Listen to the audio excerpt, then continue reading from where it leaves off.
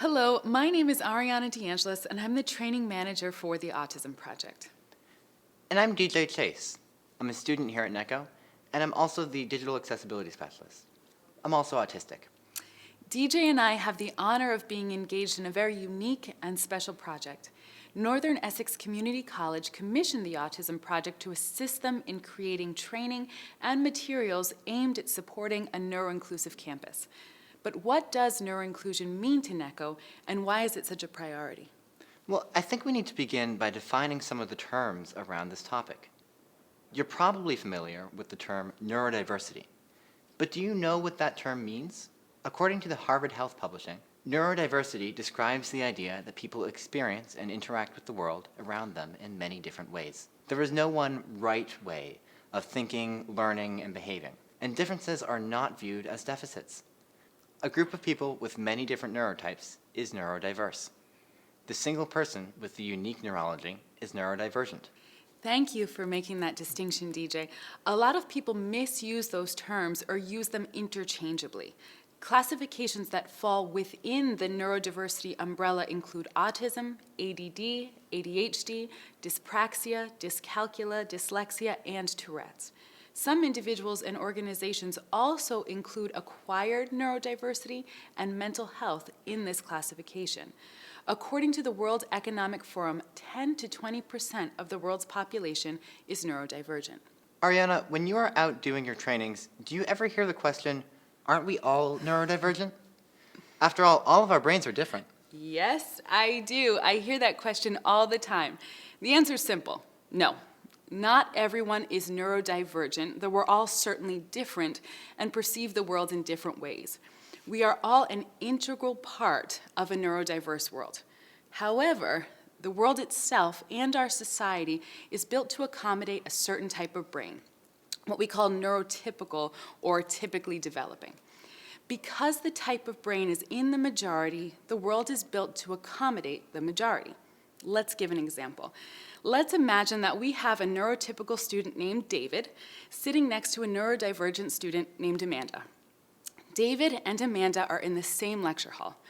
Both are sitting with their laptops out and the teacher is lecturing in the classroom. David is typing away on that laptop, taking notes as the teacher begins to lecture. Amanda finds the typing incredibly distracting. She's trying to focus, but the sound of the keys, especially when David slaps that space key, is really irritating her. She puts her earbuds in to block out the noise, but the teacher tells her to take them out. There is no listening to music in their classroom. Focus, Amanda, the teacher says. The teacher again begins to lecture as the typing noise stabs on. Amanda grabs a fidget out of her bag and begins to pop it.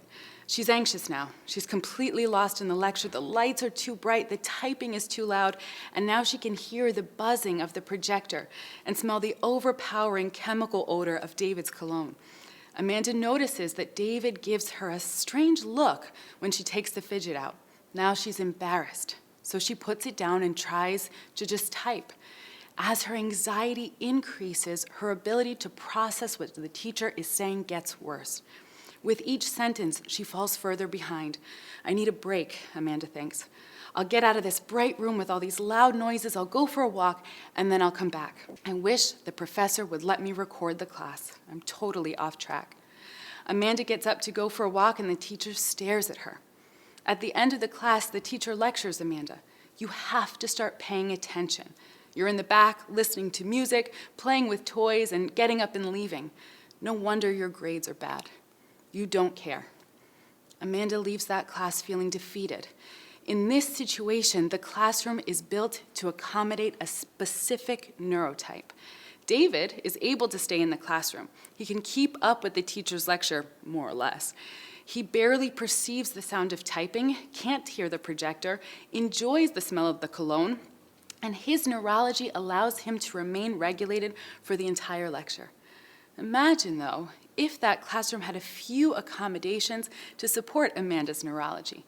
Imagine if the lights over her head were dimmed, or if she wasn't judged for wearing sunglasses indoors. Imagine if using earbuds or noise-canceling headphones was normalized and not seen as a way of distracting herself. Perhaps the professor turned on the subtitles on PowerPoint so that Amanda could read the lecture on screen, rather than processing all of that auditory input. The professor might even grab a fidget and use it while she lectures. All the other students feel comfortable doing it too. When needed, Amanda could record the lecture and go back to it later. And in the event that she needed a break, she was encouraged to take one. If she missed anything, she could watch the recording later. David's neurology would be supported in that environment, and so would Amanda's. Both students, with their neurology supported, would thrive.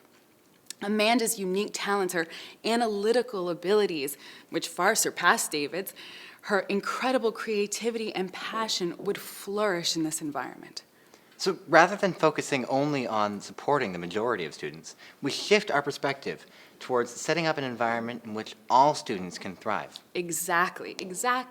For so long, any neurotype outside of neurotypical was perceived through a deficit-based lens. Amanda's sensory and processing differences would have been dismissed, and people of her neurotype and others excluded from higher education. Not only was that extraordinarily unfair to Amanda, but also deprived our society from the benefits of having an incredible creative like herself as part of the academic community. And that, DJ, is a very long answer to your question, aren't we all neurodivergent? No, we are not, but we can all be neuroinclusive. Neuroinclusive means that we support and celebrate people of all neurotypes. No one is excluded from our community because of their unique neurology. Each person, whether neurotypical or neurodivergent, feels a deep sense of belonging here at Northern Essex Community College. That is what neuroinclusivity means to us. Absolutely. Through this video series, we will outline tips for professors, staff, public safety, and anyone else looking to learn about ways to foster and cultivate neuroinclusivity on campus. Each of us is lifelong learners and lifelong advocates. With today's video, we take another step on that journey. I'm honored to be a small part of the NECC mission and grateful to DJ for their insights and wisdom. Thank you.